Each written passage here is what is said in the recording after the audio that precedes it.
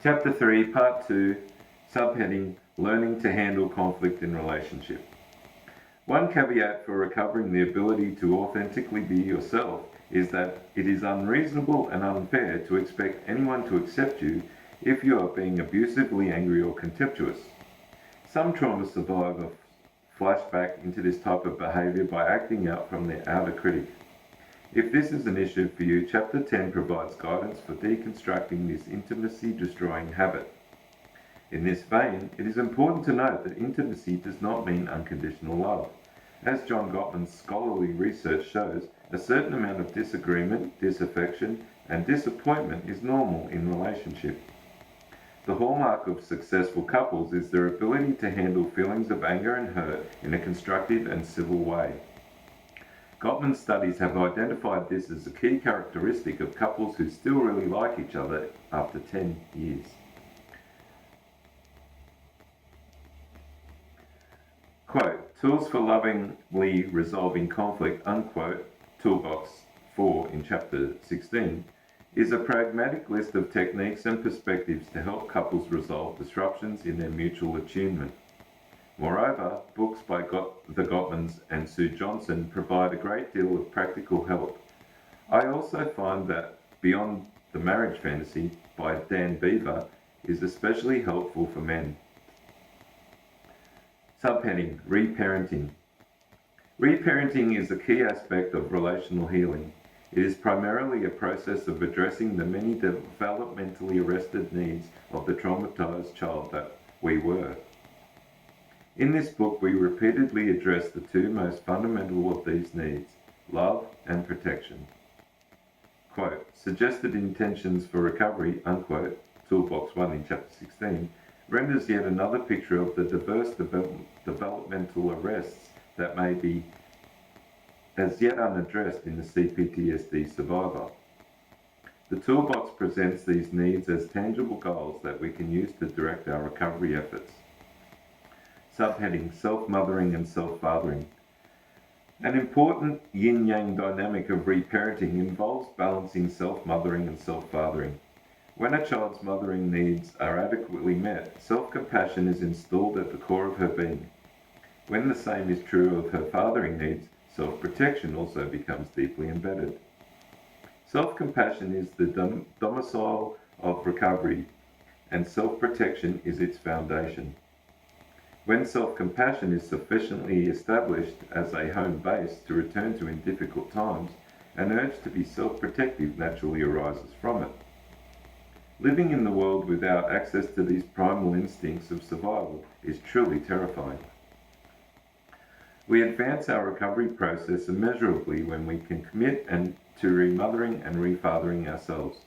I encourage you now to commit to becoming an unshakable source of compassion and protection for yourself. Subheading, Self-Mothering Grows Self-Compassion. The most essential task of self-mothering is building a deeply felt sense that we are lovable and deserve to be loved. Self-mothering is the practice of loving and accepting the inner child in all phases of his mental, emotional, and physical experience. If inner child is a problematic concept for any reason, you can imagine nurturing the developmentally arrested part of yourself. Self-mothering is based on the precept that unconditional love is every child's birthright. Recovering from the loss of unconditional love is problematic. Not getting enough of it as children was the greatest loss we had. Sadly, this loss can never be completely remediated because unconditional love is only appropriate and developmentally helpful during the first 2 years or so of life. After this time, the toddler has to begin to learn that human love comes with some conditions. Although love still needs to be copious at this time, the child must be gently shown that behaviors like hitting, biting, and breaking things are not acceptable. The period of conditional love has begun, and it is successfully guided via a very gradual increase in learning about necessary and healthy limits and rules. The toddler who receives good enough parenting learns relatively easily to survive the very gradually diminishing supply of unconditional love. During this time, she learns little by little that other people also have rights and needs. Her absolute entitlement to gratification is coming to an end, and the needs of her parents will not always be forfeited to accommodate her. Once again, psychological health is based on having about 2 years of this no questions asked entitlement to unconditional love. It is the normal healthy narcissism that Freud described as, quote, His Majesty the baby, unquote. Serious problems occur, however, when the toddler does not begin to learn that there are limits to his original entitlement. If there are no limits for too long, then the journey towards adult narcissism begins. On the other hand, if there are too many limits too soon, the matrix of trauma begins to form. Enlightened parents introduce limits slowly but surely. They do it at a rate such as by the time child reaches adolescence, he can balance his satisfying needs with helping his intimates to satisfy theirs. He learns to be sharing and reciprocal, a developmental task that is essential to keeping intimacy alive in his life. PTSD is a syndrome of the dearth of unconditional love, or what the great therapist Carl Rogers called, quote, unconditional positive regard, unquote. PTSD can also occur when unconditional love is shut off in an all or nothing way in early childhood. Some parents can shower love on babies, but as soon as the child begins toddling around and expressing a will of her own, they become severely punishing and rejecting. Subheading: The limits of unconditional love.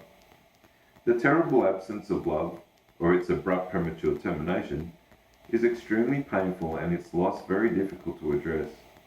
We cannot help desperately wanting the unconditional love we were so unfairly deprived of, but we cannot as adults expect others to supply our unmet early entitlement needs. The one exception to this is therapy, but that of course is usually only 1 or 2 hours a week. Miraculously, I've seen the unconditional positive regard of the therapist be enough on numerous occasions to significantly repair the damage of not being parentally loved. And when it is enough, the therapist's consistent caring facilitates the awakening of the developmentally arrested need to hold yourself with enough unconditional love. We survivors often struggle with managing our understandable but unrealistic yearnings to receive permanent unconditional love from a friend or partner.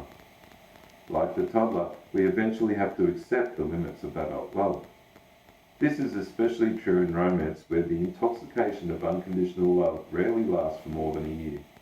Around this time, partners inevitably begin to feel some frustration with each other because of differences in their individual needs. Nonetheless, romantic love can be a significant source of therapeutic, unconditional-like love, especially when it survives the inevitability of some disappointment. Susan Campbell's A Couple's Journey is a pragmatic, research-based book on how to reap more intimacy out of a normal relationship disappointment. Inner child work. Subheading: Inner child work. Let us return to the concept of self-mothering. As mother to ourselves, we commit to increasing our self-compassion and unconditional positive regard. Self-mothering is a resolute refusal to indulge in self-hatred and self-abandonment. It proceeds from the realization that self-punishment is counterproductive. It is enhanced by the understanding that patience and self-encouragement are more effective than self-judgment and self-rejection in achieving recovery. You can enhance your self-mothering skills by imaginatively creating a safe place in your heart where your inner child and your present time self are always welcome. Consistent tenderness towards yourself welcomes the child into the adult body you now inhabit and shows him that it is now a nurturing place, protected by a warm and powerful adult. Self-mothering can be enhanced by thought-correcting the critic's negative messages with healing words that the child in all likelihood never heard from his parents. A client of mine once shared this pearl of wisdom with me, quote, "Thoughts, just mere thoughts, are as powerful as electric batteries, as good for you as sunlight is, or as bad for you as poison," unquote.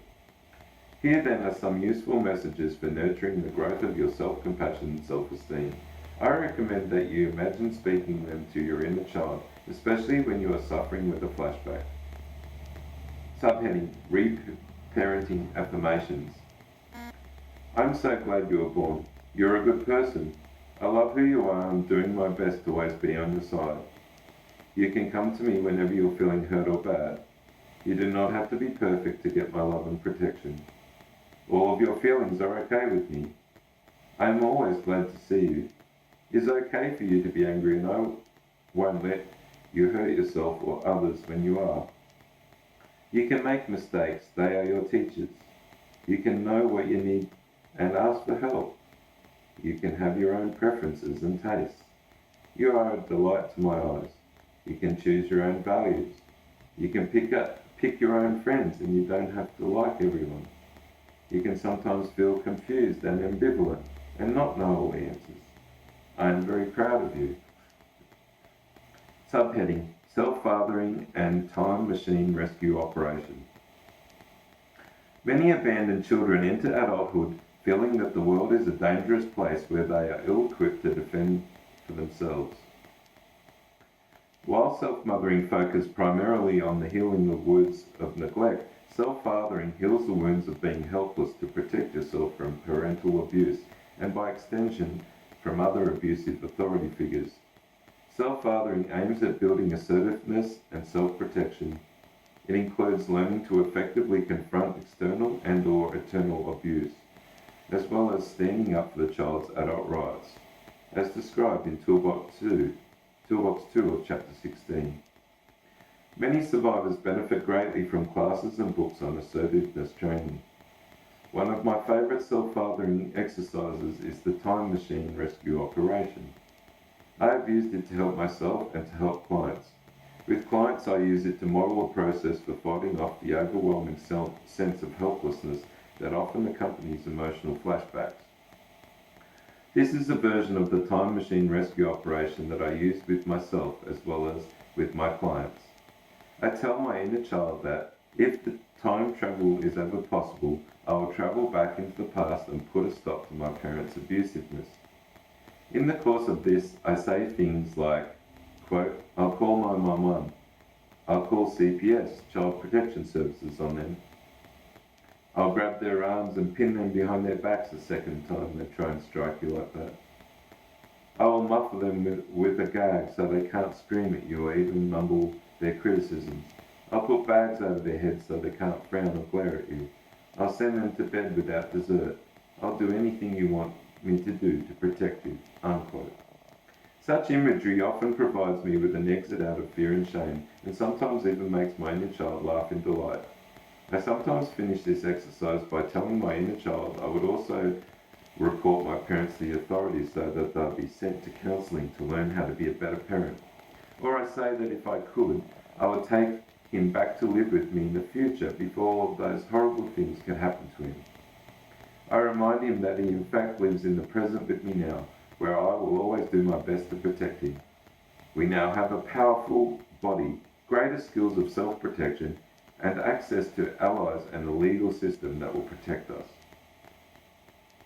When the recovery consistently welcomes his inner child in every aspect of his being, the child feels increasingly safe and becomes more and more alive and self-expressive. As he experiences his adult self consistently rising to his defense, he will feel safe enough to begin assessing his innate vitality, playfulness, curiosity, and spontaneity. Subheading: Reparenting by Committee. Reparenting at its best is a yin-yang dynamic that balances the mutually enhancing processes of reparenting by others and self-reparenting. Reparenting sometimes needs to be initiated and modeled by someone else, such as a therapist, a sponsor, a kind friend, or supportive group to show us how to self-reparent ourselves. Alternatively, many survivors instinctively initiate reparenting by others by entering what one of my clients describes as, quote, the community of books, unquote. They receive reparenting from authors who encourage them to value and support themselves. Alice was such a survivor. Her family traumatized her during childhood so thoroughly that she quickly learned that being vulnerable around others was dangerous, foolish, and totally out of the question. Yet the urge to get support and the help she was so unfairly deprived of worked its way back into her awareness via a strong attraction to self-help books. By reading a great deal of psychology, She eventually found enough help that she began to think that there might be a kind, safe, and helpful person out there in the flesh, and entered into some very helpful therapy. Chapter 15, Biblio, Therapy, contains my favourite recommendations for therapeutic self-help books. I too went through a long gradual process of reading and attending lectures before I was able to take the frightening and embarrassing plunge into therapy, where, as stated earlier, I was fortunate enough to find a good enough therapist to take my relational healing to the next level. Therapy allowed me to internalise and mimic my therapist's consistent and reliable stance of being on my side. This in turn led me to gravitate towards safer and more truly intimate friendships. I have seen this same result with numerous clients and friends. Eventually, I achieved my first earned secure attachment outside of therapy and was subsequently ready to let go of therapy as the only place where I could have deep and meaningful connection. I believe the need to have mothering and fathering type support from others is a lifelong need and not just limited to childhood. Fortunately, I am now blessed many years later to experience a multi-level form of reparenting by others, which I call reparenting by committee. I conceptualize reparenting by committee as a circle of friends that has varying layers and levels of intimacy. The inner circle of my reparenting committee includes my 5 closest friends. I think of this inner circle as friends with whom nothing is too vulnerable or too taboo to talk about.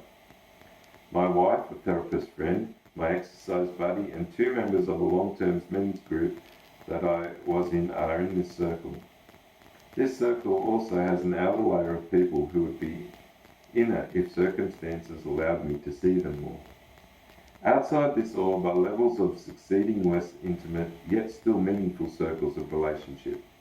The next circle out is intimates who I rarely see anymore, but who have shared enough intimacy with me in the past that I now draw comfort from imagining them caring for me in the present. My deceased grandmother is in this circle, as are 3 of my former therapists, a couple of my army buddies, old high school and college friends, and my 4 best friends from the 10 years I lived in Australia. The next circle out from this consists of my nurse practitioner, the body worker I occasionally see, some therapist colleagues, and a wise old school librarian who helps me pick books for my son to read.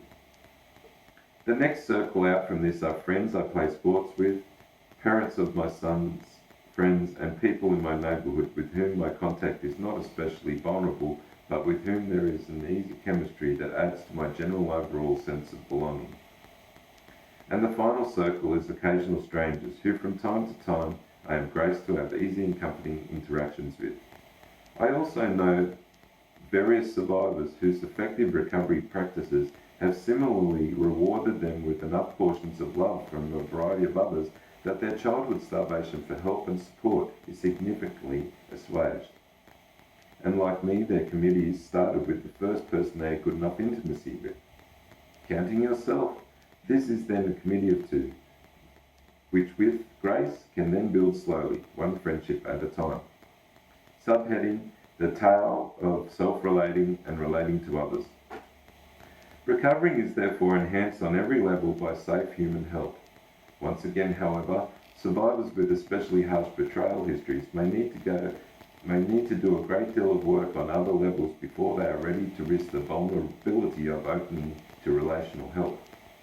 Nonetheless, deep-level recovery, as well as healthy, quote, human being, unquote, is typically a vacillating blend of self-help and help from others.